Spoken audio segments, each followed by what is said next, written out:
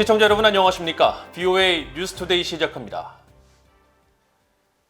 미국 국무부는 북한이 한국 문재인 대통령의 거듭된 종전선언 제안에 대해 좋은 발상이라는 반응을 보인 것과 관련해 미국은 북한과 조건 없이 만날 준비가 돼 있으며 북한이 긍정적으로 반응하기를 바란다는 기존 입장을 거듭 밝혔습니다.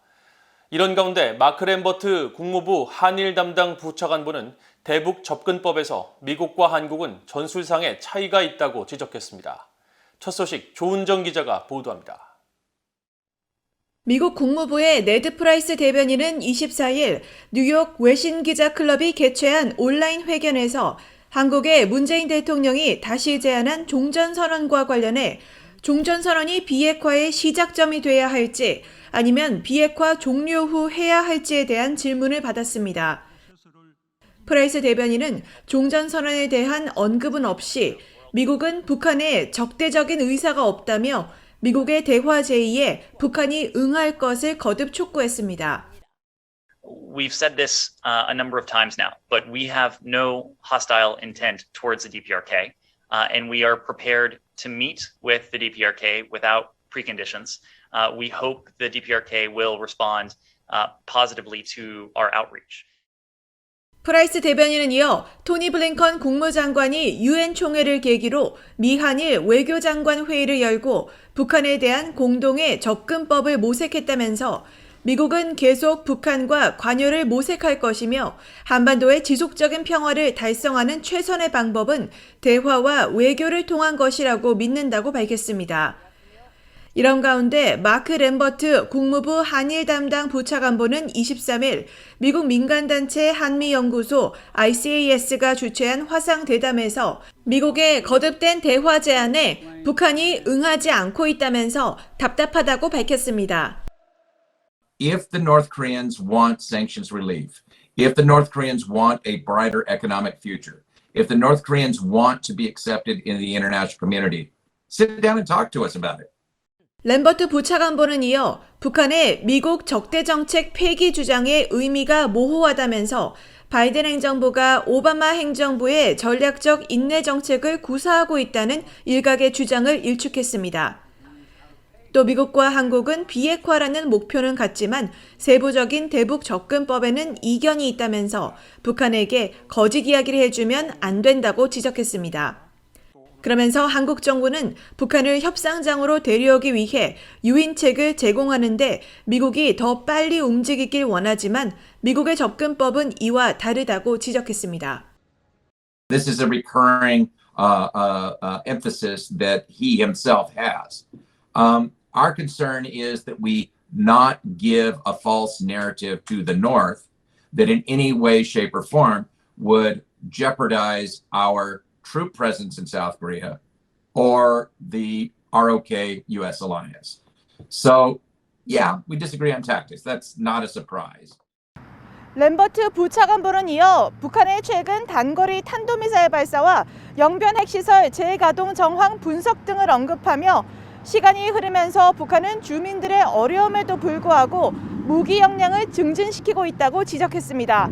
BOA 뉴스 조은정입니다. 국제원자력기구 IAEA가 북한의 계속되는 핵활동을 지적하며 북한의 비핵화 이행을 촉구하고 국제사회의 외교적 노력을 지지하는 결의안을 채택했습니다. 미국은 비핵화 목표를 위해 외교에 관여할 준비가 돼 있다는 기존 입장을 거듭 밝혔습니다. 박형주 기자가 보도합니다. 국제원자력기구 IAEA는 제65차 총회 마지막 날인 24일 북한의 지속적인 핵활동을 규탄하며 완전한 핵무기 폐기를 촉구하는 결의안을 상정해 만장일치로 채택했습니다. اسمحوا لي الآن أن أفترض أن المؤتمر العام يود اعتماد مشروع القرار الوارد في الوثيقة GC65/L11 이번 결의안은 먼저 북한의 최근 핵활동을 지적한 IAEA 보고 내용과 라파엘 그로시 사무총장의 평가를 반영했습니다. IAEA 회원국은 북한 영변 5메가와트 원자로 가동과 방사화학실험실의 재처리 작업과 일치하는 새로운 징후가 나타났고 북한의 이런 활동은 큰 문제이자 심각한 우려 사안이며 유엔 안보리 관련 결의에 대한 명백한 위반으로 유감이라는 그로시 사무총장의 평가에 주목한다는 것입니다. 결의안은 또 북한이 모든 핵무기와 기존 핵 프로그램을 완전하고 검증 가능하며 되돌릴 수 없는 즉 CVID 방식으로 포기해야 할 필요성을 강조하고 북한의 유엔 안보리 결의의 의무에 따라 모든 관련 활동을 즉각 중단하고 추가 핵실험을 삼갈 것을 촉구했습니다. 특히 모든 관련 활동과 함께 우라늄 농축 재처리 활동 등 핵분열 물질 생산을 위해 핵시설을 보수하고 확장하려는 어떤 시도도 중단할 것을 북한에 요구했습니다. 이어 북한의 핵무기 보유에 대한 국제사회의 확고한 반대를 재확인하는 한편 핵확산 금지 조약 NPT에 의거해 북한은 핵무기 보유국 지위를 얻을 수 없다는 점도 명시했습니다. 결의안은 또 핵무기 없는 한반도가 영내와 세계 평화와 안보에 긍정적으로 기여할 것이라며 한반도에서 긴장을 줄이고 항구적 평화와 번영을 이루기 위해 신뢰 구축 조치를 비롯해 미국과 북한, 한국과 북한의 대화 등 국제사회의 평화적이고 외교적인 노력을 지지하고 독려한다고 밝혔습니다. 결의안 채택 이후 미국 대표는 환영의 뜻을 밝히고 북한의 유엔 안보리 대북결의 이행과 모든 회원국들의 대북결의 이행을 촉구하면서 비핵화를 위한 북한과의 외교에 준비되어 있다는 바이든 행정부의 입장을 다시 확인했습니다. We join other member states in calling on the DPRK to implement its commitments to work toward the complete denuclearization of the Korean Peninsula, and we stand ready to engage in the necessary diplomacy to achieve this important outcome. 한국 대표는 결의안이 외교와 대화를 통해 북한 핵 문제를 시급히 해결해야 한다는 한국의 신념을 반영한다고 평가하면서 최근 문재인 대통령이 제안한 종전선언의 필요성을 거듭 강조했습니다.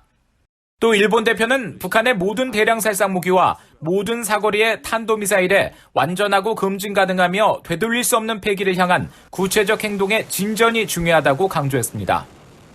이번 결의안 초안 작성을 주도한 캐나다는 북한의 최근 핵 활동에 대한 IAEA 사무총장의 우려와 유감을 상기하며 회원국들이 이에 대해 북한에 강력하고 일치된 메시지를 발신하는 것이 중요하다고 강조했습니다. VOA 뉴스 박형주입니다. 영국 재무부가 북한과 이란을 영국의 금융 시스템을 위협하는 확산금융 네트워크 배후의 핵심 행위자로 지목했습니다. 영국 재무부는 23일 공개한 확산금융 위험평가 보고서에서 이같이 밝히고 특히 국제금융망 접근이 제한된 북한은 대량 살상무기 개발 등을 위한 자금 창출을 위해 개방성이 높은 영국의 금융 시스템을 악용할 가능성이 높다고 지적했습니다.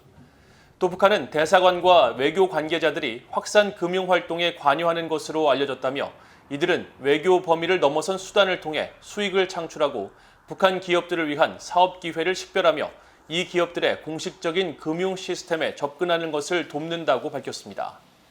확산금융은 대량 살상 무기와 관련된 운반 체계와 물질 등을 개발, 획득, 수출하기 위한 자금 혹은 금융 서비스를 제공하는 행위를 의미합니다. 오바마 행정부 당시 국무부 북한 담당 선임 고문을 지낸 데니얼 크리튼브리크 미국 국무부 동아시아 태평양 담당 차관보 지명자가 미국 상원의 인준을 받았습니다. 미국 상원은 23일 크리튼브리크 국무부 동아태 차관보 지명자에 대한 인준안을 찬성 72표, 반대 14표로 통과시켰으며 이에 따라 크리튼브리크 차관보에 대한 상원 인준은 조 바이든 대통령의 지명 이후 약 6개월 만에 이뤄졌습니다. 현재 베트남 주재 미국 대사를 맡고 있는 크리튼브링크 차관보는 지난 1994년 직업 외교관으로 공직을 시작해 오바마 행정부 시절 국무부 북한 담당 선임 고문 등을 지냈습니다. 크리튼브링크 지명자는 지난 6월 인준 청문회에서 북한 문제와 관련해 제재 집행과 억제에 의존하면서 동시에 실용적이고 세밀하게 조율된 민주주의에 열려있는 접근법을 지지할 것이라고 강조했으며 유엔과 함께 우리가 지닌 도구로 제재 체제를 이행하는 것은 비핵화 목표에서 매우 중요하다고 말했습니다. 북한 정권의 후원을 받는 것으로 알려진 해킹 조직이 한국통신사업자연합회를 사칭해 악성 이메일을 유포하는 등 해킹 공격을 펼친 정황을 포착했다고 한국의 사이버 보안 기업이 밝혔습니다. 한국의 사이버 보안 기업 이스트 시큐리티는 23일 보고서를 통해 한국 정부와 주요 기관의 정보 유출을 목표로 활동해온 북한 해킹 조직 탈륨 혹은 김숙희가 한국통신사업자연합회를 사칭해 정부기관과 기업들의 악성 메일을 유포하고 수신자가 이메일 확인 시 악성 코드에 감염되도록 설계했다고 밝혔습니다. 보고서는 이어 탈륨이 불법 사용 전화번호 이용 중지 시스템 이용자 점검 안내라는 제목의 이메일을 발송하고 첨부 파일에 악성 코드가 담긴 엑셀 파일을 열어보도록 유도했으며 감염된 컴퓨터를 공격자의 의도에 따라 실행할 수 있도록 고안했다고 설명했습니다. 이스트 시큐리티는 이번 스피어피싱 공격에 사용된 문서는 이미 올해 초 한 차례 유포된 적이 있으며 해당 파일을 포착한 뒤 내부 분석을 통해 탈륨 소행으로 파악한 적이 있는 것으로 확인됐다면서 한국 내 기업과 정부기관들을 대상으로 한 탈륨의 공격이 점점 더 정교해지고 위협적으로 진화하고 있다고 평가했습니다. 이상으로 VOA 뉴스투데이를 모두 마칩니다. 시청해주신 여러분 고맙습니다.